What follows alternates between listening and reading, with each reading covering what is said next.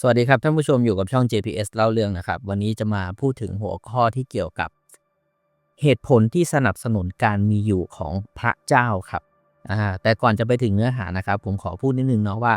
EP นี้เนี่ยจะไม่เหมือน EP ก่อนๆนะครับก็คือจะไม่ตัดต่อเลยมันอาจจะมีเสียงระหว่างที่ผมพูดแมวก็กำลังข่วนอยู่นะครับก็คือจะสลับกันเนาะ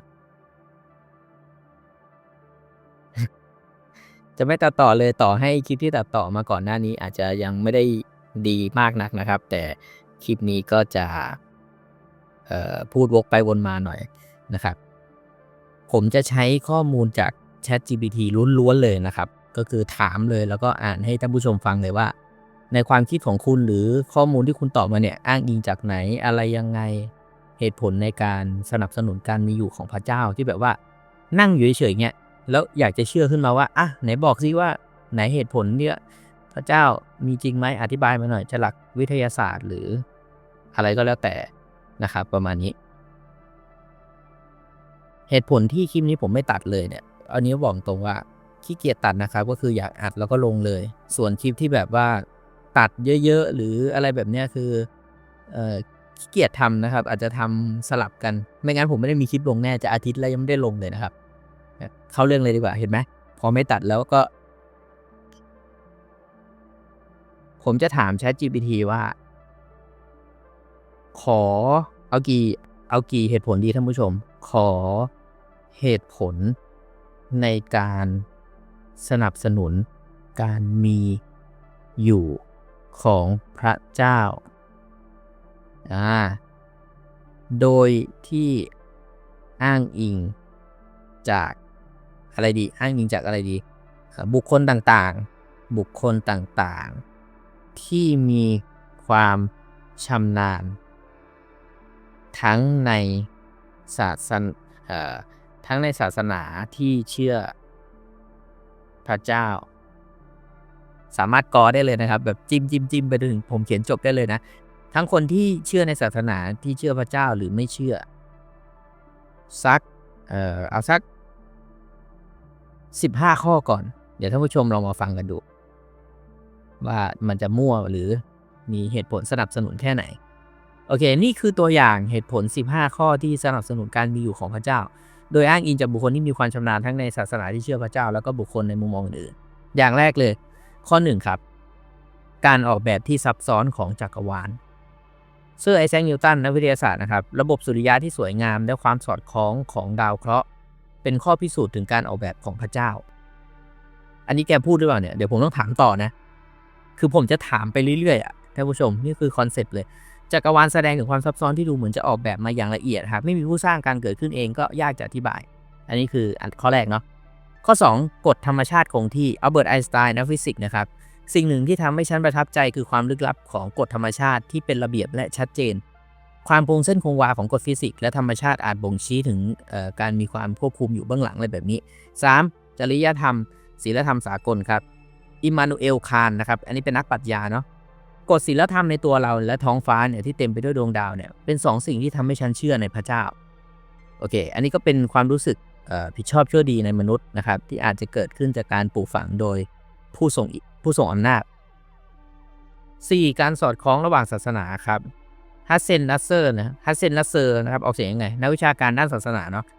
เขาบอกว่าศาสนาส่วนใหญ่ในโลกเนี่ยแม้จะแตกต่างกันแต่ล้วนชี้ไปในความจริงที่อันสูงสุดซึ่งมีลักษณะที่คล้ายกันก็คือการมีแนวคิดเรื่องพระเจ้าหรือสิ่งที่สูงสุดในแทบทุกศาสนาเนี่ยสะท้อนถึงความจริงที่มีอยู่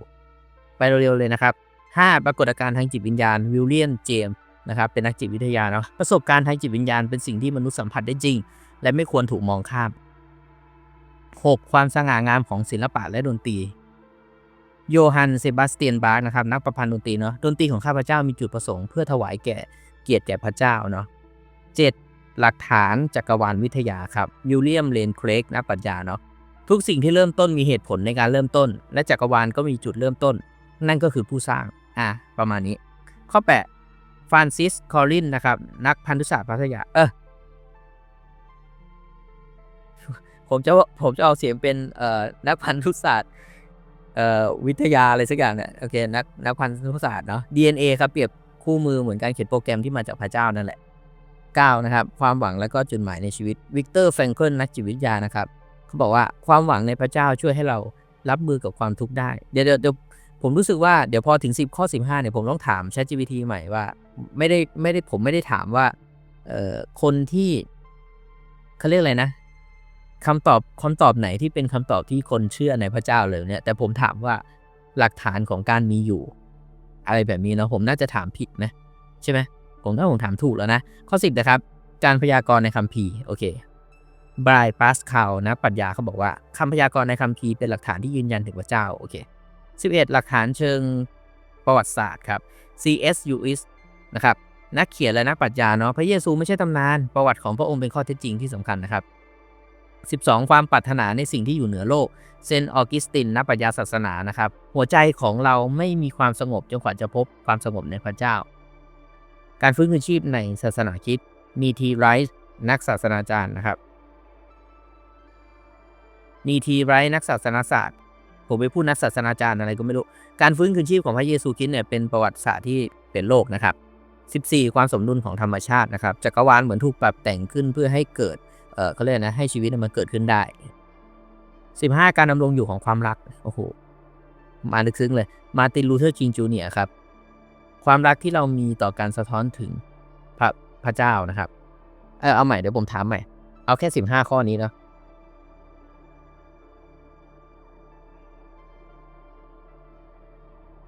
เอาใหม่ขอหลักฐานการมีอยู่ของพระเจ้าในด้านวิทยาศาสตร์โอเค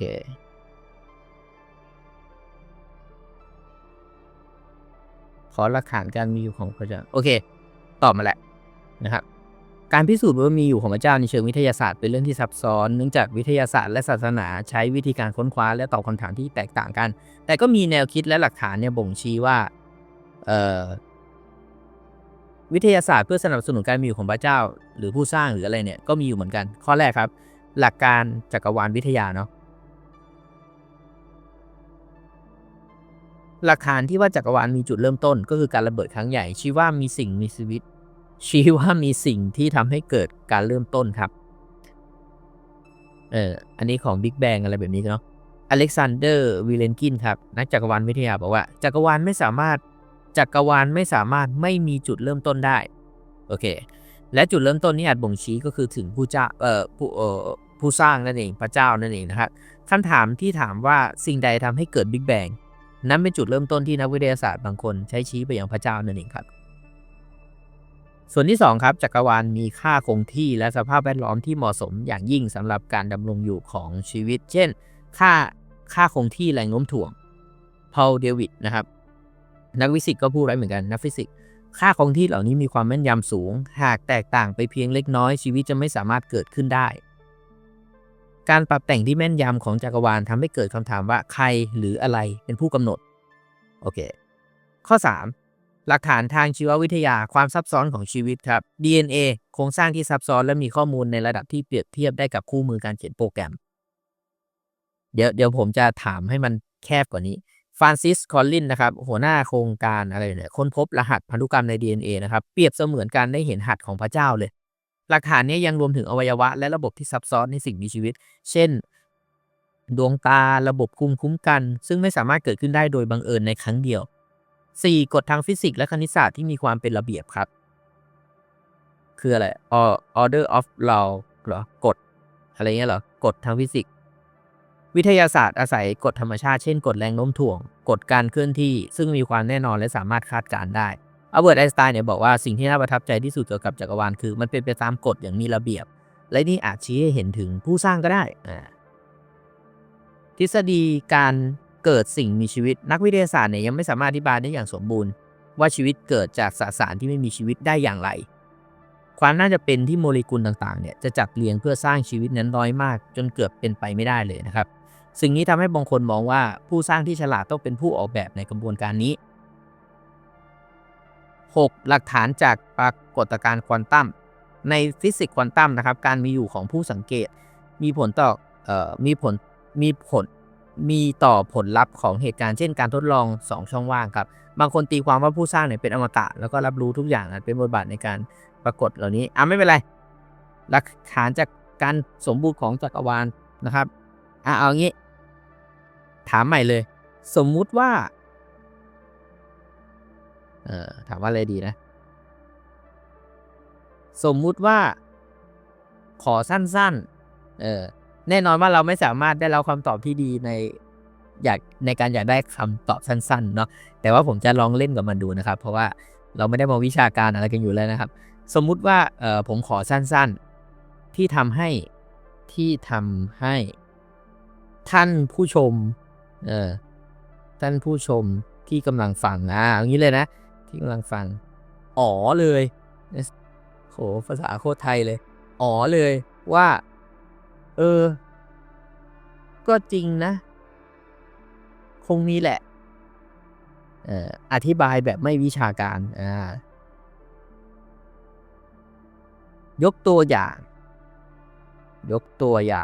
เปรียบเทียบ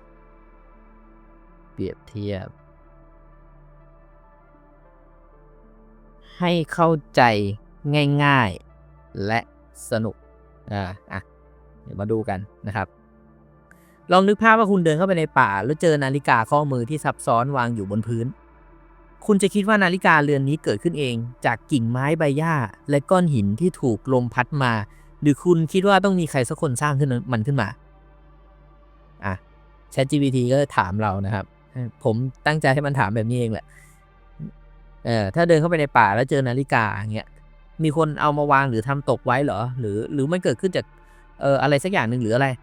จักรวาลก็เหมือนนาฬิกาเรือนนั้นน่ะมันซับซ้อนและสมดุลอย่างเหลือเชื่อแรงโน้มถ่วงที่พอดีระยะห่างโลกกับดวงอาทิตย์ที่เหมาะสมสำหรับชีวิตทุกอย่างเหมือนจะถูกปรับแต่งอย่างละเอียดการจะบอกว่าทุกอย่างเกิดขึ้นจากความบังเอิญทั้งหมดเนี่ยฟังดูเหมือนนาฬิกาเรือนนั้นจะสร้างตัวมันขึ้นมาเองโดยไม่มีช่างนาฬิกาแล้วคุณว่าไงถ้าสิ่งที่ซับซ้อนขนาดนี้มีอยู่ก็คงมีผู้สร้างอยู่เบื้องหลังแน่ๆโอเคขออีกตัวอย่างหนึ่งที่ทำให้คนไม่เชื่อในการ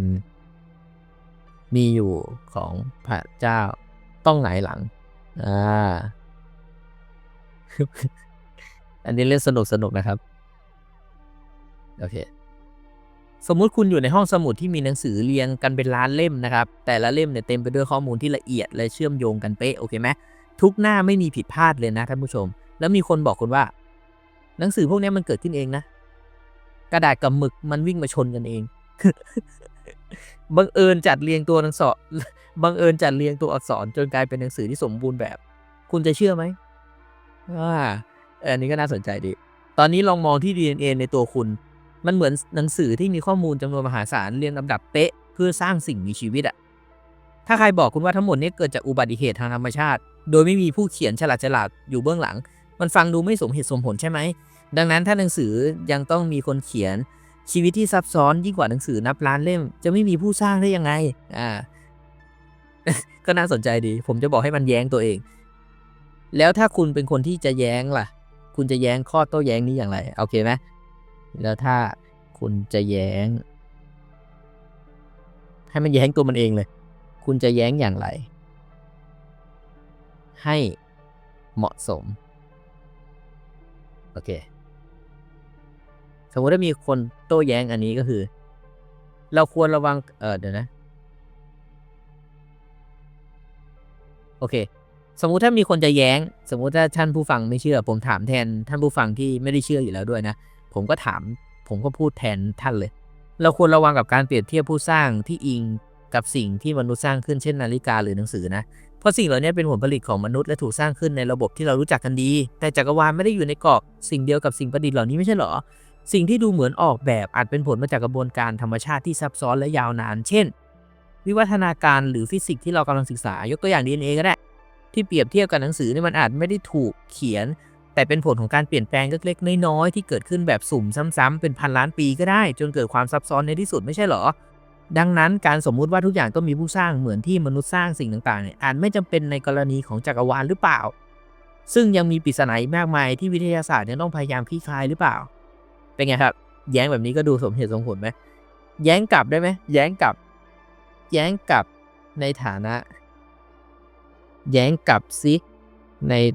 ฐานะคนที่ในพระเจ้าคนแย้งไปแย้งมาโอเคไหมสิ่งที่คุณพูดเกี่ยวกับกระบวนการธรรมชาติและความซับซ้อนที่เกิดขึ้นเองในการสุ่มเป็นพันล้านปีนั้นฟังดูสมเหตุสมผลในแง่วิทยาศาสตร์แต่ขอโทษครับแต่คำถามสำคัญที่ยังไม่มีคำตอบก็คือแล้วกฎธรรมชาติเหล่านี้มาจากไหนใครเป็นคนกำหนดกฎแรงโน้มถ่วงหรือไงกฎควอนตัมหรือความสมดุลของจักรวาลที่เหมาะสมพอดีสำหรับชีวิต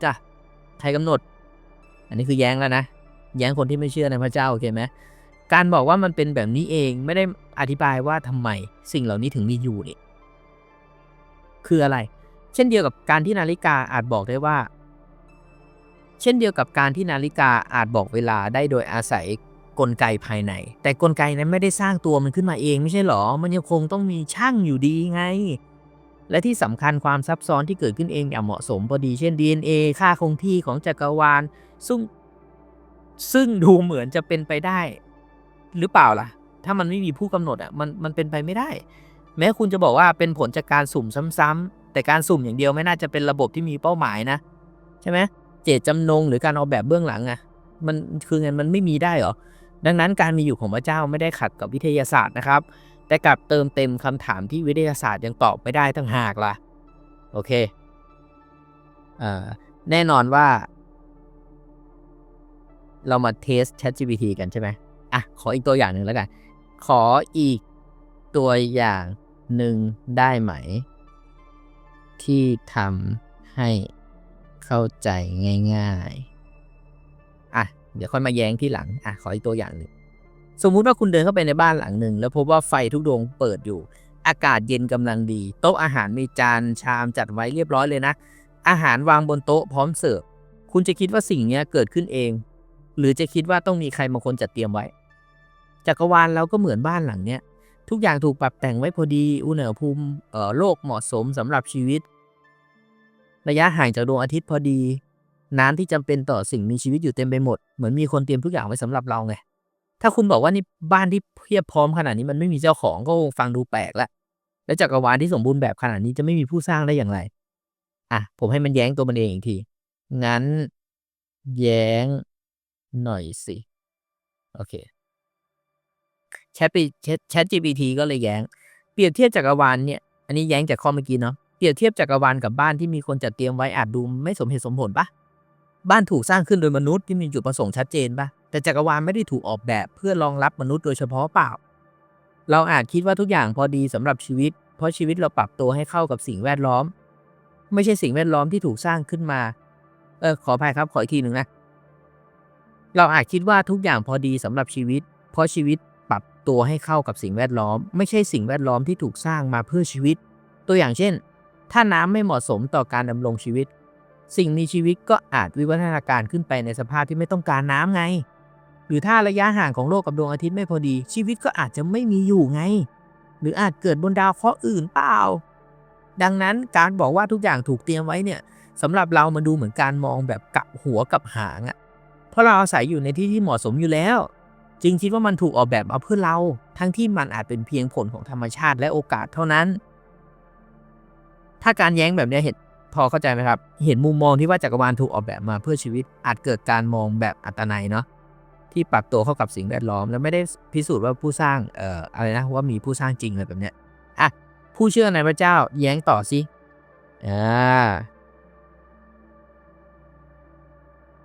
ผมไม่รู้ผมมาทำอะไรเหมือนกันนะครับก็ให้ ChatGPT มันเถียงกันเองเลยนะครับโอเคถ้าคุณบอกว่าชีวิตปรับตัวเข้ากับสภาพแวดล้อมได้เองฟังดูสมเหตุสมผลในบางแง่ก็ได้แต่ลองคิดดูว่าทำไมสภาพแวดล้อมนี้ถึงเหมาะสมสำหรับการปรับแต่งขึ้นตั้งแต่แรกทำไมจักรวาลนี้ถึงมีกฎธรรมชาติที่แม่นยำและลงตัวจนอนุญาตให้มีชีวิตสิ่งมีชีวิตมีโอกาสเกิดขึ้นนะสมมติเราโยนลูกเต๋า1 ล้านลูกพร้อมกันแล้วลูกเต๋าทั้งหมดออกเลข6หมดคุณคิดว่านี่เป็นความบังเอิญหรือคิดว่ามีใครบางคนจงใจจัดการผลลัพธ์นั้นแต่แน่นอนฝั่งนั้นถ้าให้พูดเลยนะครับโดยไม่ต้องถาม ChatGPT ฝั่งนั้นก็อาจจะตอบว่าแต่มันก็มีโอกาสเกิดขึ้นไม่ใช่เหรอวะ1 ล้านลูกพร้อมกันแล้วออกเลข6มันมีโอกาสเกิดขึ้นไม่ใช่เหรออะไรอย่างนี้ใช่ปะ หรือไม่มีวะ ขออภัยจริงๆนะครับค่าคงที่ในจักรวาลต่อนะแย้งต่อนะผู้เชื่อในพระเจ้าผู้เชื่อในพระเจ้าแย้งต่อค่าคงที่ในจักรวาลเช่นความเร็วแสงแรงโน้มถ่วงพลังงานมืดถูกปรับไว้อย่างแม่นยำในระดับที่โอกาสเกิดขึ้นเองโดยบังเอิญนั่นแทบจะเป็นศูนย์เลยนะยิ่งไปกว่านั้น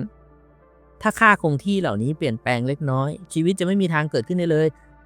ดังนั้นการบอกว่าทุกอย่างเป็นเรื่องธรรมชาติหรือความบังเอิญโดยไม่มีเจตจำนงเบื้องหลังก็เหมือนจะปิดตากับความจริงที่ว่าค่าคงที่และกฎเหล่านี้ดูเหมือนถูกตั้งค่าไว้อย่างจงใจไง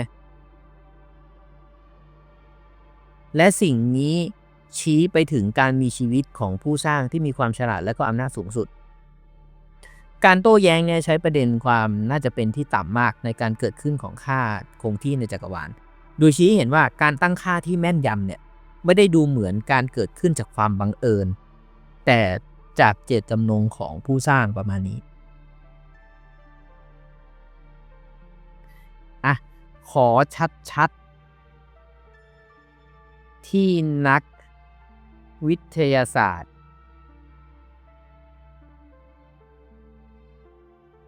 บอกว่า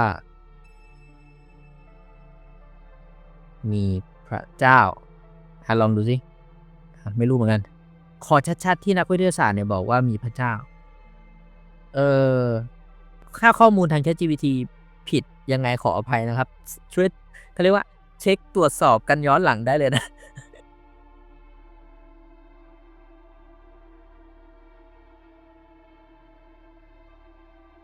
เฟรสฮอยเนี่ยเขาพูดไว้ว่าเป็นนักดาราศาสตร์แล้วก็ผู้คิดค้นแนวคิดอะไรสักอย่างเนี่ยคำพูดเขาบอกว่าความน่าจะเป็นนะครับความน่าจะเป็นที่ชีวิตจะเกิดขึ้นโดยบังเอิญนะน้อยมากเหมือนกับการที่พายุหมุนพัดผ่านลานขยะแล้วสร้างเครื่องบิน Boeing 747ออกมาได้พอดีอ่ะคือความบังเอิญแต่แน่นอนฝั่งนั้นคนจะแย้งว่าน้อยมากของคุณแต่ก็มีโอกาสไม่ใช่หรอถูกไหมแน่นอนว่าเครื่องบินบินมาแล้วเขาเรียกนะพายุพายุพัดมาที่ลานขยะมันอาจจะมีโอกาสรวมกันเป็นเครื่องบิน Boeing 747ก็ได้นี่ ไม่รู้นะครับท่านผู้ชมฟังแล้วคิดเห็นยังไงก็ขออภัยจริงๆนะครับที่EP นี้ดูพูดจาลุกลี้ลุกลนแล้วก็มั่วซั่วนะครับเจตนาของการทำคลิปนี้และคอนเทนต์นี้นะครับการสนับสนุนการมีอยู่ของพระเจ้าเนี่ยไม่มีอะไรในหัวเลยนะครับไม่ได้มีการไม่ได้คิดอะไรในหัวทั้งนั้นไม่ได้ว่าเชื่อหรือไม่เชื่อไม่ได้อะไรเลยนะครับต้องขออภัยจริงๆถ้าพูดผิดพลาดประการใดนะครับจริงๆไม่ได้มีเจตนาเรื่องศาสนาอะไรทั้งสิ้นนะครับบอกก่อนว่าไม่ได้ดูถูกลบหลู่หรืออะไรทั้งนั้นเพราะส่วนตัวผมชอบอ่านหรืออะไรอยู่แล้วนะครับติชมได้ครับทุกเรื่องในคอมเมนต์สำหรับวันนี้ขอตัวลาไปก่อนขอบคุณครับ